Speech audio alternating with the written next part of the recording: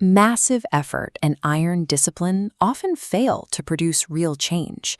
This happens because of an invisible, bone-deep loyalty to the person you have been for the last decade. Your subconscious prioritizes the safety of your past self over the potential of your future self. Walk through the financial districts of Chicago or the tech hubs of Austin. You will find thousands of professionals who have spent years chasing a total life overhaul. They invest in the aesthetics of success, the cars, the wardrobes, the high-performance diets, only to wake up feeling like an imposter in their own skin. By the following year, most have quietly retreated to their old, comfortable limitations. The modern self-improvement industry sells a specific brand of hope. It suggests that if you just stack enough morning routines and productivity hacks together, a new life will emerge. This treats a profound psychological transformation like a simple DIY project. Your identity acts as a biological filter. It exists to maintain consistency between who you believe you are and how you act. When you try to force new habits onto an old self-image, your brain interprets those behaviors as foreign threats. It doesn't just ignore them, it actively expels them to protect the integrity of the core. Attempting to build a premium, high-stakes lifestyle on top of a self-image defined by insecurity creates a structural failure. Every high-performance action you take creates internal friction. Eventually, that friction becomes so painful that your mind forces a total shutdown, dragging you back to the baseline where you feel normal again. Your current environment functions as a physical script for your past. The layout of your apartment, the specific tone of your friends in Miami, even the smell of your office. These are external triggers. They remind your nervous system exactly which version of you is expected to show up. The brain is an efficiency machine that thrives on emotional predictability. It develops a high tolerance for familiar pain. If you have spent years operating under the weight of financial stress or self-doubt, your brain has optimized itself to survive in those specific conditions. Evolution prioritized survival over happiness. To your primitive mind, a predictable hell is a known quantity with a survival rate of 100%. An unpredictable heaven, however, represents a threat.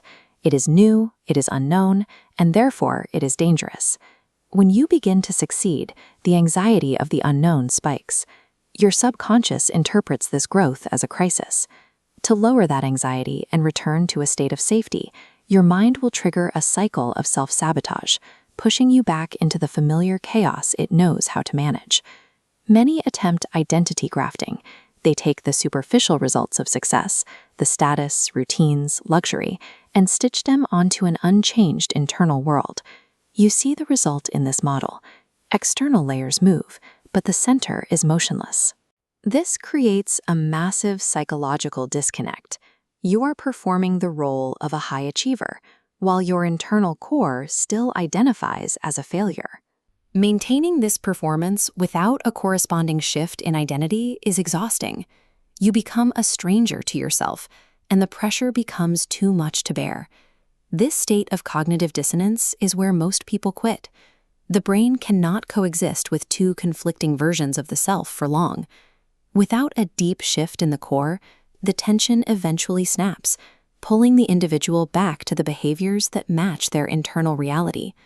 Personal transformation is an all-or-nothing process. You cannot keep the parts of your old identity that feel safe while demanding the rewards of an entirely new existence. The old self must be completely surrendered to make room for the new one. We often fall for the confidence stall. This is the belief that we need to feel a certain level of certainty before we take a significant leap. It's the ultimate way to stay stuck while appearing to be in preparation. This is the timeline most follow. They wait for confidence to take action, hoping action changes who they are. The red X marks where this fails. Confidence never arrives in a vacuum. Successful people operate on a different sequence. They start with an action that is wildly out of character. This works because of self-perception theory. The brain observes its own behavior to decide what kind of person it belongs to. When you act like a leader, your brain collects evidence that you are a leader, which updates your identity. Once the identity updates based on that evidence, confidence emerges as a byproduct. Confidence is the result of a proven track record of acting out of character, not the prerequisite for it. Waiting for a feeling of readiness is a defense mechanism. It allows the old identity to stay in control by setting a condition for change that will never be met. The deepest reason people stay trapped is a failure to make a definitive choice. They want the new life, but they refuse to let go of their old safety nets. They are trying to move forward while holding on to a version of themselves that doesn't fit. Reinvention requires the courage to burn the bridge back to your old life. It means stepping into a space where you are no longer recognized by your past peers, or even by your own mirror. It is a total commitment to an unknown future.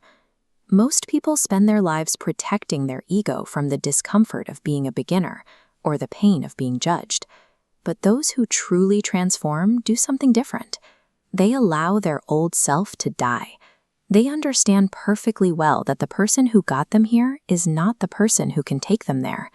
The truth is, you simply cannot build a new empire while fiercely protecting the person you used to be. A new life is not something you find, it is something you become. Stop protecting the identity that kept you small. Decide who you are going to be. Provide your brain with the evidence of your new actions, and let the old version of you fade away. If you are ready for the work of true reinvention, like this video, subscribe, and comment "I am ready" below.